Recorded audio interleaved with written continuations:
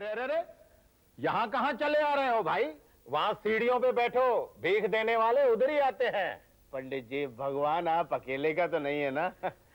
उसके दर्शन करने का हक हम गरीबों को भी है। अरे सूरत देखी है अपनी, तेरे जैसे की प्रार्थना नहीं सुनते ये। लेकिन पंडित जी, आज तो इसने ऐसा चमत्कार किया है कि मेरा सर खुद इसके सामने नतमस्तक हो गया। जय हो प्रभु। अरे प्रभु, तेरी लीला अपरंपार है। अरे कर लिए ना दर्शन अभी, अब जाके सीढ़ियों पे भीख मांग। चल चल उधर, बातें बड़ी बड़ी करता है तू।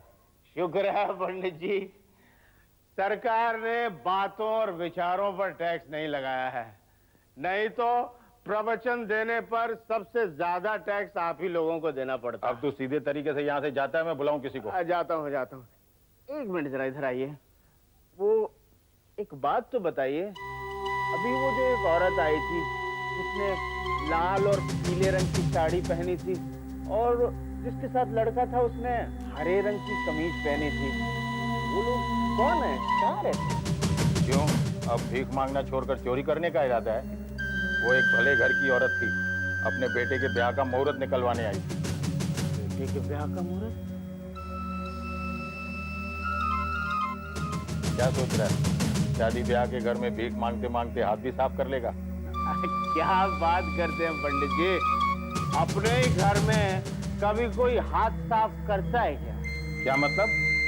मतलब मैं आपको बाद में बताता हूँ, आप पहले जरा मुझे उसके घर का पता तो बताइए। अरे शर्म नहीं आती तुझे? नशा करके कुछ भी बकता रहता है। अगर इस हालत में तुझे किसी ने देख लिया ना तो इतने जूते पड़ेंगे कि सब भूल जाएगा। और उस शरीफ औरत से तेरा मतलब क्या? वाह, शरीफ औरत। आज वो औरत मुझे 20 साल बाद दिखी है पंडित जी। वो औरत मेरी बीवी है, मेरी पत्नी, हाय मेरी मीता रानी। दुलारी, लक्ष्मी, बदमाश काम मर गए सबके सब। लक्ष्मी, क्या बात है, क्यों चिल्ला रहे हैं? तुम नहीं जानती ना तो पूछो अपनी लाडली से। इसने अपना ही नहीं बल्कि हम सबका मुंह काला कर दिया है। उस कमीने किरण के बाप ने हमारे ही नहीं बल्कि हमारे पूरे खानदान पे कीचड़ उछाली है। मेरा तो दिल करता है कि इसका गला दबा के। अरे राव जी, क्या कर रहे हैं आप? छोड़िए, मार डालेंगे क्या? तो पूछ उससे, अगर जवानी इतना ही सिला रही थी तो कोई दूसरा नहीं मिला था क्या? किरण का बाप कहता है कि उसके बेटे को बहती हुई गंगा में हाथ धोने की आदत नहीं है। नशा करके किसके भाव में छूट रही थी, किसका बिस्तर गर्म कर रही थी ये? अब जबकि इतना सब कुछ कर ही लिया है तो बता दे किसका बाप है ये? शर्म नहीं आती जवान बेटी से ऐसी बातें करते हुए? इसे उस आदमी के साथ सोते वक्त शर्म नहीं आई तो मैं क्यों शर्म करूं? तुम जानती नहीं हो, वो किरण का बाप भरी अदालत में इससे भी ज्यादा गंदे और घिनौने सवाल पूछेगा, तब क्या जवाब देगी? भरी अदालत में हमारे खानदान के चितड़े उड़ा देगा वो, और ये सब इस कलमुई की वजह से होगा। जाने दीजिए जेठ जी, देखिए इसने खानदान की इज्जत की परवाह नहीं की, पर हमें तो है ना, इसके लिए अदालत में जाने की कोई जरूरत नहीं। जेठ जी, हम इसका अबॉर्शन करवा देंगे, फिर जल्द से जल्द कोई लड़का देखकर इसके हाथ पीले कर देंगे, किसी को कानों कान खबर तक नहीं आएगी। दुलारी ठीक कह रही है, आप किसी हॉस्पिटल में बात करके देखिए। आप कुछ न कुछ तो करना ही पड़ेगा, लेकिन याद रखो आज से इसका कॉलेज बंद, और आज के बाद इसने अगर चौखट के बाहर कदम रखा ना तो उसकी सजा तुम दोनों को भुगतनी पड़ेगी।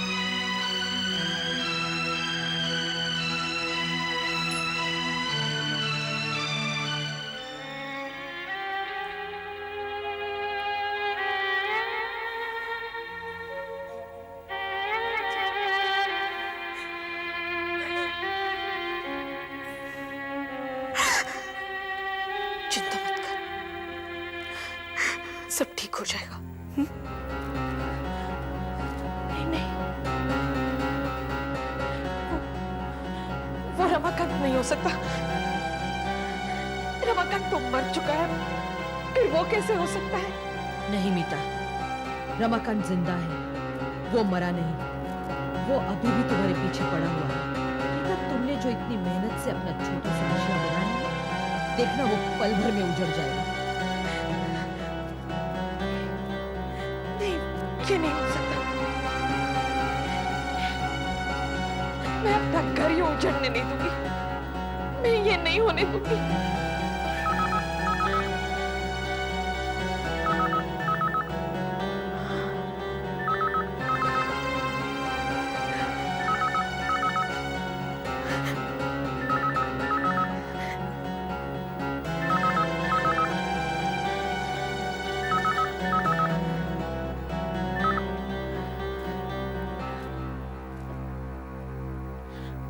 कौन है?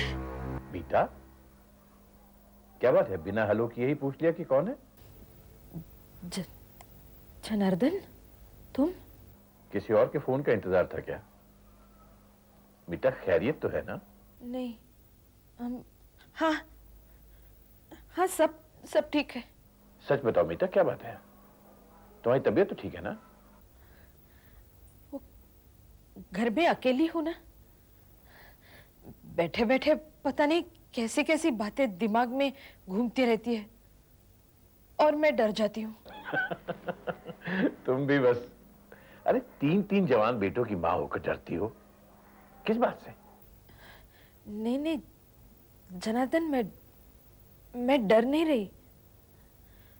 जनार्दन, तुम आज जल्दी घर आ सकते हो? मुझे बहुत जरूरी बात करनी है तुमसे। हाँ हाँ, बोलो ना। नहीं, फोन पर नहीं, तुम जल्दी घर आ जाना। अच्छा ठीक है, मैं जल्दी आने की कोशिश करूंगा। अभी मैं फोन रखता हूं, तुम अपना ख्याल रखना।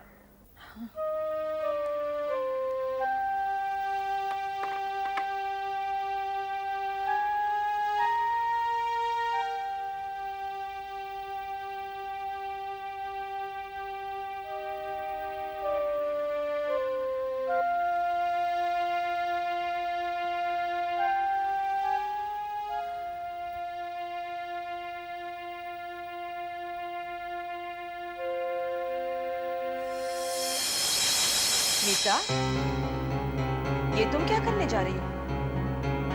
ये जो मुझे करना चाहिए, एक औरत को करना चाहिए। औरत को?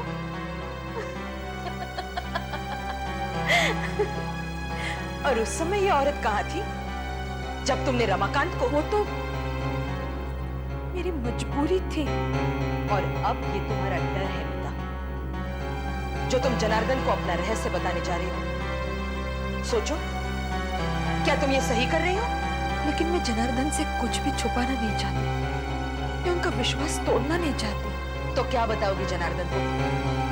यही कि तुम्हारा पहला पति जिंदा है, वही पति जिसे तुमने जान से मार डालने की कोशिश की। जरा सोच मीता, सोच। अगर रमाकांत के बारे में सब कुछ सुनने के बाद जनार्दन तुम्हें छोड़कर हमेशा हमेशा के लिए सीता के पास चला गया तो फिर तुम्हारा क्या होगा? तुम ना इधर की रहोगी ना उधर की। ये गलती मत करो मीता। लेकिन इस तूफान को मैं अपने दिल में और दबा भी तो नहीं सकती। मैंने आज तक जनार्दन से कुछ नहीं छुपाया, कुछ भी तो नहीं। इतने सालों से जो छुपाती रही है, उन्हें आप बताकर अपनी उलझनों को बढ़ाना पागलपन है मीता। सोच, क्या बताएगी बच्चों को? क्या उन्हें सब बताकर तो सुख चैन से जी पाएगी? मेरा कहा मान, अब कुछ नहीं कहना। जब समय आएगा देखा जाएगा, समझी?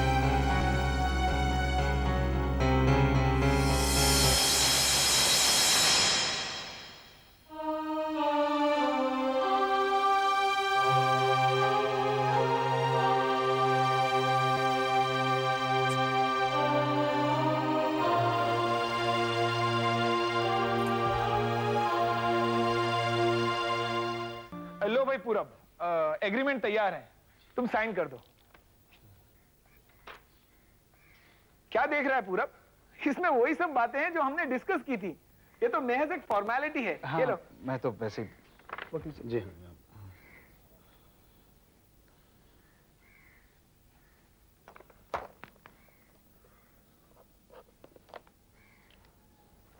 ये लीजिए। तो फिर इस डीड को मैं रजिस्टर करवा दूं ना? हाँ, वकील साहब, ये काम जितनी जल्दी से जल्दी हो जाए उतना अच्छा। अगर रजिस्ट्रार को कुछ देना पड़े तो आप जरा देख लीजिए। Okay sir. किस्मत भी क्या से क्या कर देती है। कल तक हम कॉलेज के दोस्त थे और आज बिजनेस पार्टनर। देख लेना पूरब, हमारी कंपनी रेडीमेड गारमेंट की दुनिया में धूम मचा देगी। हम सारी दुनिया में घूमेंगे और धीरे धीरे एक्सपोर्ट की दुनिया में भी कदम जमा देंगे। यार कब से मैं ही बोले जा रहा हूं, तू इस पार्टनरशिप से खुश नहीं है क्या? अरे नहीं यार, ऐसी कोई बात नहीं है। फिर क्या है? हमें तो अब सेलिब्रेट करना चाहिए और तू है कि मुंह लटकाए बैठा है। चीयर अप यार। मैं जानता हूं मयूर कि आज से हम अपने पैरों पर खड़े होने की कोशिश में जुट गए हैं। हमारे सामने हमारा फ्यूचर है, करियर है, लेकिन लेकिन क्या? इस खुशी के मौके पर अगर सोनल हमारे साथ होती तो। सोनल? तो सोनल है तेरी खामोशी की वजह। चल उसे फोन लगा। अरे नहीं नहीं यार, अभी नहीं। क्या हुआ? तूने सोनल से बात नहीं की? अपने मन की बात उसे नहीं बताई? अरे बात तो हो जाती है यार, लेकिन वो मोहन। अब ये मोहन बीच में कहां से आ गया? अब क्या बताऊं यार, उस दिन सोनल को लेके मैं कैंटीन जाना चाहता था ताकि अपने दिल की बात उससे कह सकूं, और वो मान भी गई कि अचानक वो बोली कि लाइब्रेरी चलते हैं। अब मैं क्या बताऊं, मैंने कहा चलो।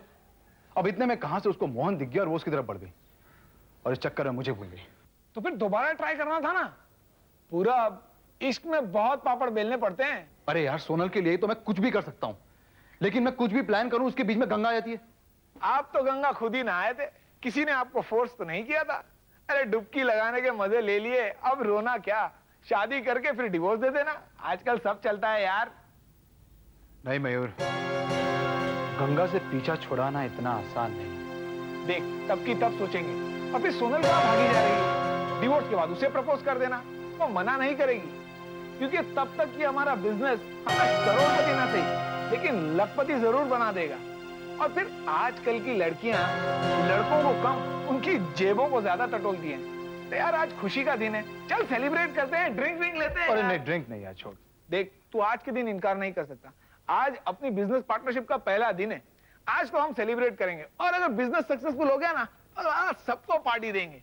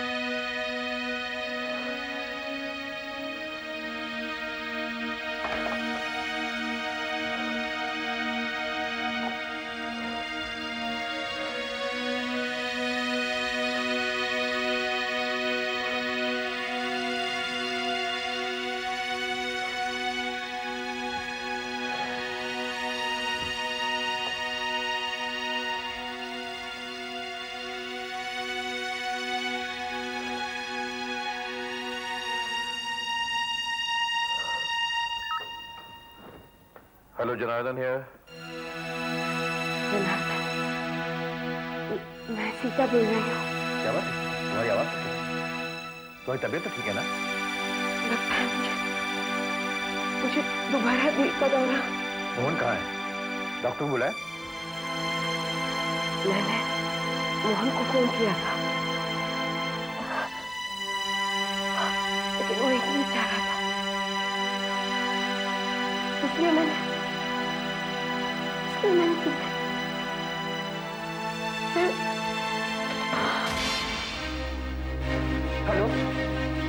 हेलो, सीता मेरी बात सुन रही हो ना?